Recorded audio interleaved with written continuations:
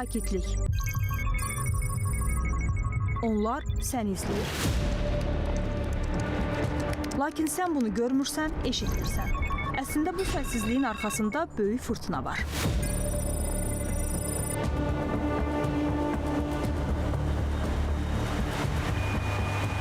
Bu, müasir dünyanın ən təhlükəli müharibəsidir. Silahsız, amma dağıdıcı. Bunun adı kiber müharibədir.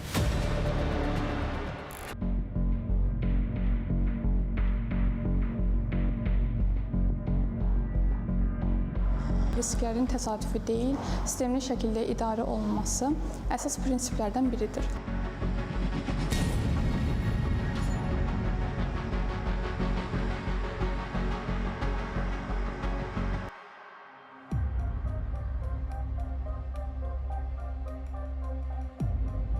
Hər səhər telefonu alıb mesajları yoxlayırıq, bank hesablarına daxil oluruq.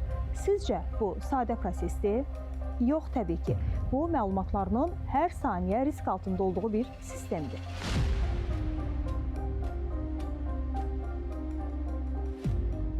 Onlar səni tanımasa da haqqında hər şeyi bilirlər. Səhv klik, saxta mesaj və hər şey dəyişir.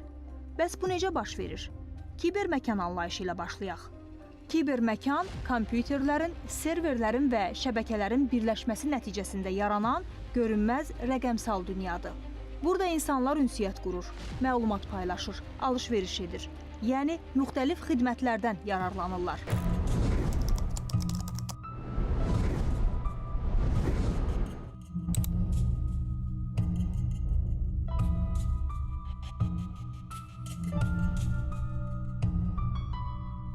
İlk kompüter virusları sadə idi. Zərər vermək məqsədi daşımırdı. Zaman keçdikcə niyyətlər dəyişdi. Maraq gücə, eksperiment təhlükəyə çevrildi. Və kiber məkan artıq təhlükəsiz deyil. Texnologiya inkişaf etdikcə risklər də artır. Zaman keçdikcə məsafədən iş və xidmət anlayışları daha da aktuallaşır. Hazırda dövlət xidmətlərinin böyük əksəriyyəti onlayn formada təqdim olunur və internetə qoşulan xidmətlərin sayı hər keçən gün artır. Bu, potensial hücum səthini genişləndirir və kiber hücumlar üçün hədəflərin sayını artırır. Aha. Bir link göndərim sənə. Aç. Mesaj bankdandır. Nə qəribə linkdir belə? Girmir sənə. Yaxşı. Təcili kartınızın aktivləşdirilməsi üçün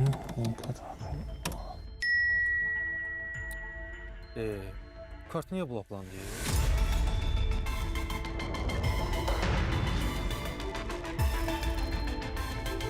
Bəlkə banka zəng vurulur.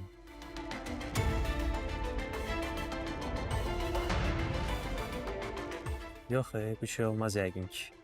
Daxil olum linkə. Aha. Kart nömrəsi, CVV. Bu da sənin 400 manatın. Bu nədir? Məndən niyə 400 manat çıxdı ki? 200 manat. Nətər olur bu? Maliyyə fırıldaqları, məlumat oğurluğu, dələduzluq, onlayn qumar oyunları, şəxsi məlumatların ələ keçirilməsi, sistemlərin pozulması kiber cinayətlərin əsas istiqamətləridir.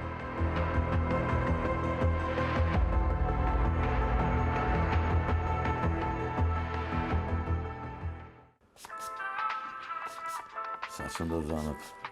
Hacıoğlu, vaxtında gəlsən, belə olmaz da. Demək Ayüstə, inanırsan ki, Valdis, vaxtım olmur.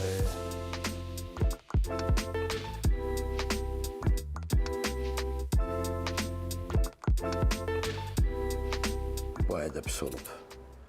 Amma dövlətin vergisini vaxtında ödəməliyik də. Əlbəttə.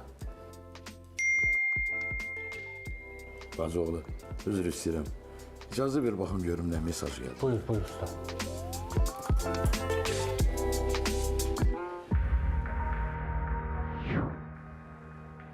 Dövlət vergi xidməti. Borcunuz var. Ödəmək üçün linkə daxil olun. Biraz tez oldu axı. Yeni ödəmişdim. Ay usta, yaxşı bax, birdən fırıldaqçılar olar. Kişi yox. Bu dövlət mesajdır, loqosu da var. Qoy bir dənə bunu ödəyim. Ödədim. Çox rahatlandım. İndi işimizə başlayaq. Başlayaq ay usta.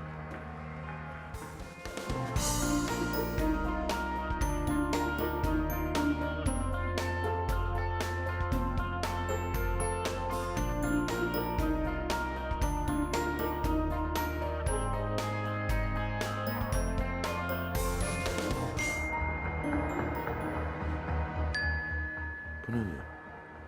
200 manat çıxdı mənim pulumdan. 300 manat çıxdı mənim pulumdan. 250 manat çıxdı mənim pulumdan. Dedim axı sənə ay usta, o linkə girməmişdən əvvəl baxmaq lazımdır. Nə link? Hansı link? Onlar fırıldaqçıydılar. Ay kişi, bütün pullarım getdi. Bu nə işdi mən düşdüm?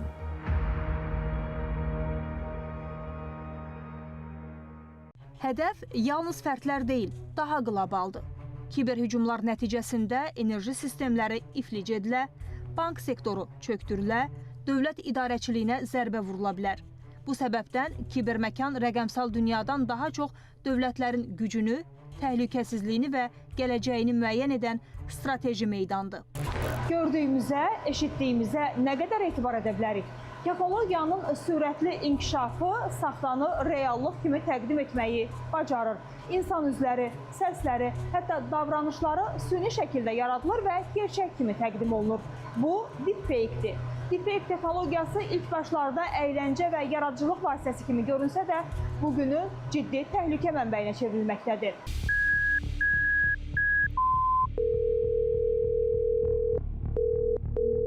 Ana salam, mənə kömək elə. Nə olub oğlum? Nə baş verib? Salamatçılıqdır. Hardasan? Telefonumu oğurlayıblar, başıma iş gəlib. Ava, de görüm nə olub axı, nə baş verib? Ana, mənə təcili pul lazımdır. Pul göndər mənə. Yaxşısan oğlum. Döyüblər səni. Yaralısan? Pul göndər. Vaxt yoxdur, sonra danışarıq. Ana, sənə kart nömrəsi göndərəcəm. Ora pul göndər. Nə qədər bacarırsan, çox göndər. Hə, yaxşı. Yaxşı, sən narahat olma. Bu dəqiqə göndərəcəm, bu dəqiqə heç narahat olma. Oldu.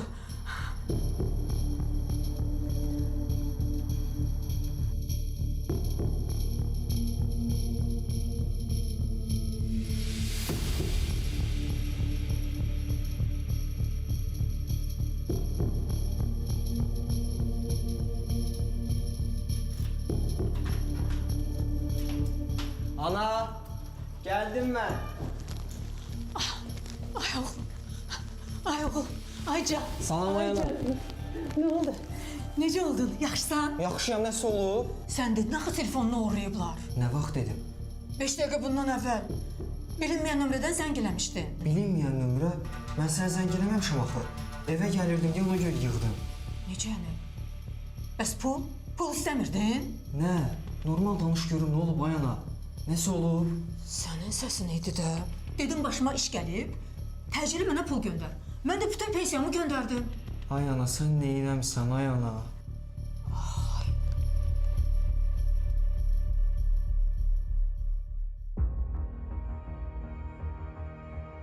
Süni intellekt mövcud riskləri daha da artırır. Bu yolla hücum edənlər daha inandırıcı phishing mesajları hazırlayır.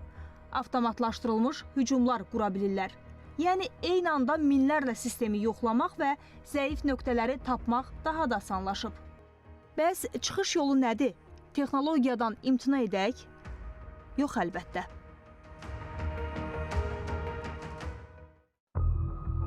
Dövr dəyişdikcə prioritetlər də dəyişir. Savaşlar səssiz və sərhədsizdir. Ölkədə kibercinayətkarlığa qarşı mübarizə son illərdə dövlət təhlükəsizliyi və rəqəmsal inkişaf siyasətinin əsas istiqamətlərindən biridir. Kiber təhlükəsizlik sahəsində fəaliyyət göstərən əsas qurumlardan biri.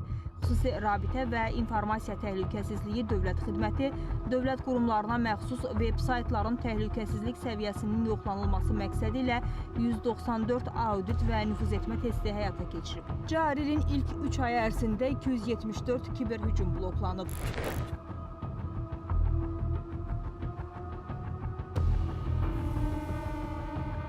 Risk dedikdə dövlət qurumunun fəaliyyətinə, informasiya təhlükəsizliyinə, xidmətlərinin dayanıqlığına və ümumilikdə sabitliyinə mənfi təsir göstərə biləcək hər hansı bir potensial hadisə və yaxud da şərait nəzərdə tutulur. Bu risklər həm texnoloji, həm təşkilati, həm də insan amili ilə bağlı ola bilər. Məhz buna görə də risklərin təsadüfi deyil, sistemli şəkildə idarə olunması əsas prinsiplərdən biridir. Bu sistemli yanaşmanın da əsas alətlərindən biri risklər reyestridir. Risklər reyestri dövlət qurumlarında mümkün təhdidlərin öncədən müəyyən edilməsi, qiymətləndirilməsi və prioritetləşdirilməsi üçün istifadə olunan idarəetmə alətlərindəndir. Risklərin qiymətləndirilməsi və prioritetləşdirilməsi prosesi sistemli və mərhələli şəkildə aparılmalıdır. Bu səbəblə Nazirlər Kabinetinin müvafiq qərarı ilə dövlət qurumlarında informasiya təhlükəsizliyi risklərinin və risklər reyestrinin aparılması üzrə vahid çərçivə müəyyən edilmişdir. Sözü gedən çərçivə yalnız dövlət qurumları üçün deyil, eyni zamanda digər təşkilatlar tərəfindən də tətbiq edilə və onların fəaliyyətində istifadə oluna bilərlər. Risklərin qiymətləndirilməsi ilk növbədə dövlət qurumunun məsul olduğu informasiya məkanının müəyyənləşdirilməsi ilə başlamalıdır. Yəni, dövlət qurumları öncəliklə hansı informasiya sistemlərinə, hansı məlumat bazalarına, rəqəmsal xidmətlərə, texniki vasitələrə və yaxud da proseslərə görə məsuliyyət daşıdığını dəqiq şəkildə müəyyən etməlidir. Daha sonra isə həmin aktivlərə təsir göstərə biləcək təhdidlər və bu təhdidlərin istismar edə biləcəyi zəifliklər, nəticədə isə yarana biləcək hadisələr və fəsadlar müəyyən olunur. Qaydaya görə riskin qiymətləndirilməsi aktivin dəyəri, baş vermə ehtimalı və təsirin ağırlığı kimi əsas meyarlarla götürülür. Məhz bu mərhələdə xüsusi rabitə və informasiya təhlükəsizliyi dövlət xidməti tərəfindən yaradılmış təhdidlər və həllər kataloqu xüsusi əhəmiyyət daşıyır. Bu müharibədə atəş kliklə açılır. Hücum səssiz gələn məlumat axınıdır. Sərhəd yoxdur, amma müdafiə sadədir.